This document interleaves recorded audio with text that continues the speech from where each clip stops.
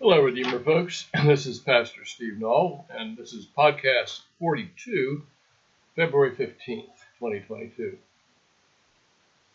As I have worked through the texts of Jesus' early years and early ministry, I've been struck by how often he is a man of the Word. Even in his infancy, the Gospels make clear that his life is in fulfillment of the Scriptures. Clearly, Jesus studied and, yes, memorized the Scriptures, which, of course, in his day was the Old Testament. And he understood them as God's living and active Word. Answering Satan's temptations in the wilderness 3 times, Jesus counters and rebukes him, saying, "It is written." Supremely, the evangelist John calls Jesus the Word made flesh, the summing up of God's words from Alpha to Omega in the Bible.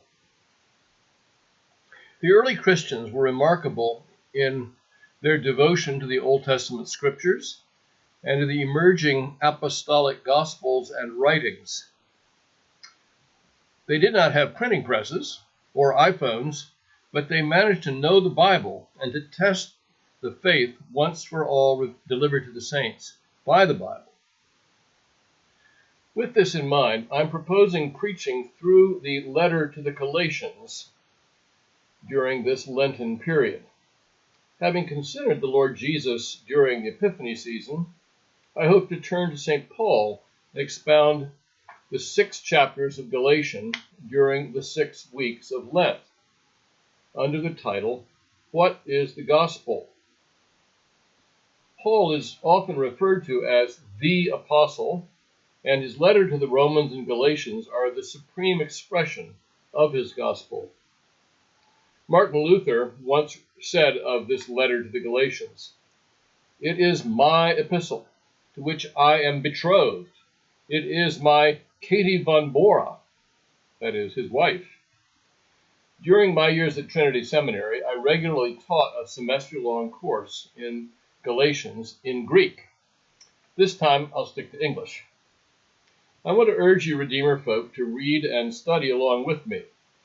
We are going to make available to you a booklet free of charge with the text of the letter and room for notes. I would also suggest that if any groups wish to study, that they look at a little book called Reading Galatians with John Stott. It's a study guide available from various booksellers.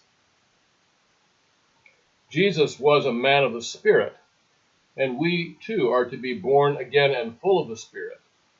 He was also a man of the Word. My hope is that this Lent we may draw close to him and his gospel and strengthen our discipleship as men and women of the Word. Have a wonderful week.